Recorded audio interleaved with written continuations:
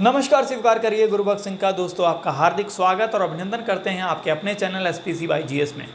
तो दोस्तों, आज की बड़ी अपडेट ये है कि भारतीय क्रिकेट टीम ने लीड्स के मैदान में तीसरा टेस्ट मैच 1 पारी और 76 रन से खोल दिया है। अर्थात भारतीय टीम को इंग्लैंड के हाथों एक करारी शिकस्त का सामना करना पड़ा है और भारतीय टीम 1 पारी और 76 रन से हार गई है। बात इस बात की नहीं है कि भारतीय टीम मैच हार गई। हार जीत तो टीम का हिस्सा है, लेकिन जिस तरीके से हारे, हमें एक शर्मनाक हार का सामना करना पड़ा है। और जिस ढंग से हमने खेला और जो हम गलतियों में लगातार सुधार नहीं कर रहे हैं, चिंता इस बात की है। हार जीत तो होती रहती है, लेकिन आप एक ही प्रकार की गलतियों को लगातार दोहराएं। जब जब प्रेशर आए तो आप उस प्रेशर में बिखर जाएं। ऊपर के 2-3 विकेट गिर जाएं तो पता लगे कि पूरी टीम ही आयाराम गयाराम वाली तर्ज पे चलने लगे, तो चिंता इस बात की है। जी, हार गए इसकी कोई चिंता नहीं है, और हार से जब आप सीखते नहीं हैं, चिंता इस बात की है।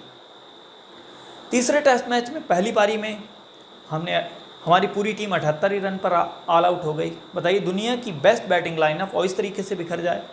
चलिए, मान लिया हमने कि होता है, 78 रन पे ऑल आउट हो गया, कोई बात नहीं। उसके बाद में इंग्लैंड ने 432 रन का पहाड़ जैसा स्कोर खड़ा किया।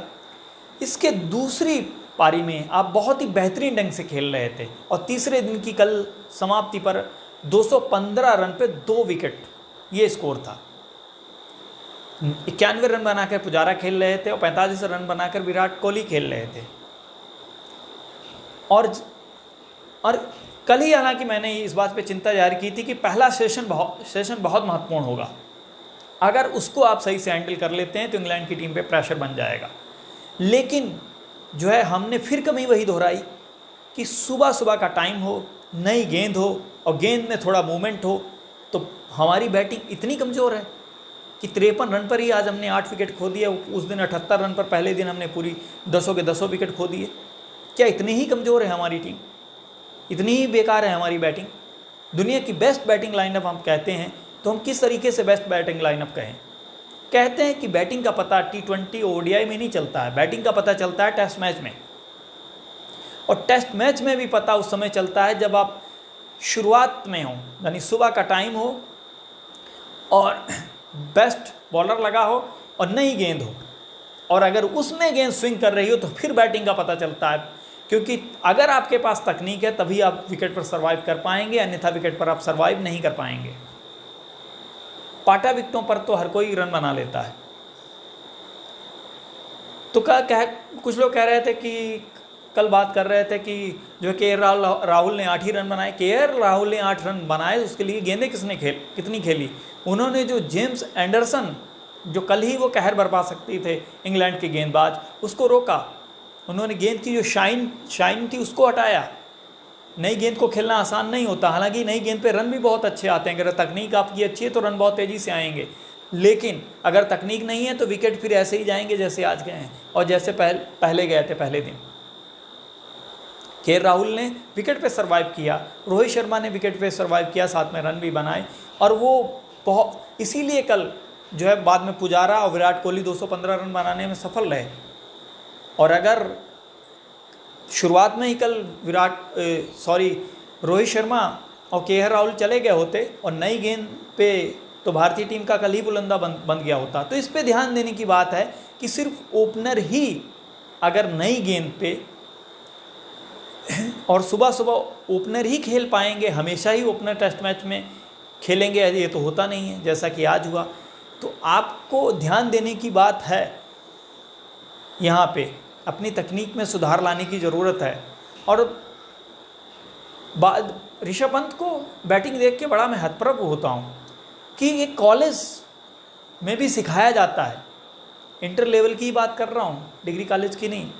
इंटर लेवल पर भी सिखाया जाता है कि बैटिंग के सबसे पहला यही गुरुमंत्र होता है कि विकेट पे आपको अगर सर्वाइव करना है तो बल्ला आपको शरीर के बिल्कुल पास में खेलना होगा, यानी कि जितना क्लोज बॉडी से खेलेंगे। अगर बॉडी से आप दूर बैट ले जाएंगे तो विकेट आपका जाना तय है, कोई नहीं रोक सकता। हाँ, तुक्का ही लग जाए, कैच छूट जाए या स्लिप के बीच से गेंद निकल जाए तो भले बच जाएं, लेकिन ये तय है कि कैच उछलेगा जरूर, स्लिप पे जाएगा 100%। और ऋषभ पंत बार बार वही गलती कर रहे हैं, वो लगातार शरीर से दूर खेल रहे हैं। हालांकि ऋषभ पंत आप सही ढंग से खेलिए, 0 पे आउट हो जाइए, 10 बार आउट हो जाइए, कोई बात नहीं है, लेकिन आप जब गलती करके इसको जानबूझ कर ही तो कहेंगे, बार बार आप वही गलती कर रहे हैं, शरीर से दूर खेल रहे हैं, तो ये चिंता का विषय है। और दूसरी बात यह है कि हमारी टीम जो है ज़्यादातर जो है जब भी 2-3 विकेट गिरते हैं तो हम उस प्रेशर को हैंडल नहीं कर पा रहे हैं। जब बड़ा कोई टूर्नामेंट होता है उसके प्रेशर को हम हैंडल नहीं कर पाते हैं, सेमीफाइनल और फाइनल में जाकर हार रहे हैं।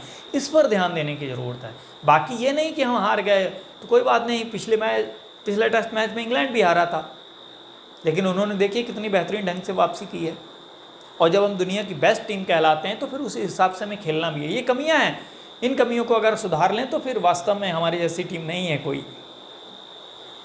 तो दोस्तों, हम यही अपडेट है कि भारतीय टीम ने पहली पारी में बनाए 78 रन, दूसरी पारी में बनाए 278 रन, और आज जब चौथा दिन था तो पहला सेशन लग रहा, उम्मीद की जा रही कि भारतीय टीम कुछ बेहतर ढंग से हैंडल करेगी। चलिए 1-2 विकेट गिर जाएंगे, लेकिन भारतीय टीम का पुलंदा ही साफ हो गया। पहले ही सेशन हम पूरा नहीं खेल पाए और लंच के पहले ही हमारी पूरी की पूरी टीम आउट हो गई। 53 रन पर हमने 8 विकेट खो दिए, इसमें 30 रन जडेजा के हैं। बताइए, जडेजा विकेट पर सर्वाइव कर सकते हैं तो फिर दूसरे बैट्समैन क्यों नहीं कर सकते हैं। और दूसरा टेस्ट मैच में अगर हम जीते हैं तो दूसरा टेस्ट मैच भी हम बॉलरों से ही जीते हैं।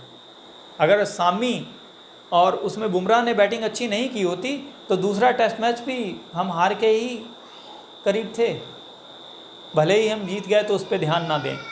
तो और दूसरी बात, एक और कमी देखने में मुझे मेंटली आ रही है, वो ये है कि हम जब पहले एकदम से ख़राब खेलते हैं, ख़राब खेल के फिर हम बड़ा फोकस हो जाते हैं और अगले ही दिन बहुत बढ़िया खेलते हैं, या अगले ही मैच में बहुत अच्छा खेलते हैं। लेकिन अगले ही मैच में जब हम बहुत अच्छा खेलते हैं या अगले दिन बहुत अच्छा खेलते हैं, उसके बाद हम केयरलेस हो जाते हैं, उसके अगले दिन बहुत बुरा हाल होता है। जैसे 215 पे कल स्कोर था 2 विकेट, और आज 53 रन बनाकर हमने पूरे विकेट खो दिए। दूसरा टेस्ट मैच हम जीते और अगले ही टेस्ट मैच के शुरुआत में ही 78 रन पर हमारी पूरी टीम आउट हो गई। तो इस पर ध्यान देने की ज़रूरत है। उम्मीद है कि हमें भारतीय टीम इन कमियों को ज़रूर दूर करेगी। और अगला मैच जो है 2 सितंबर से खेला जाएगा, 2 से 6 सितंबर के बीच ओवल के मैदान में खेला जाना है, और उम्मीद करते हैं कि भारतीय टीम इन कमियों को दूर करेगी और अगले मैच में हम जीतने में अवश्य कामयाब होंगे। इसी उम्मीद के साथ दोस्तों हम आपसे विदा लेते हैं और अगली अपडेट के साथ आपसे फिर रूबरू होंगे। तब तक के लिए दोस्तों इजाज़त दीजिए। खुदा हाफिज़, शुभ रात्रि, गुड नाइट।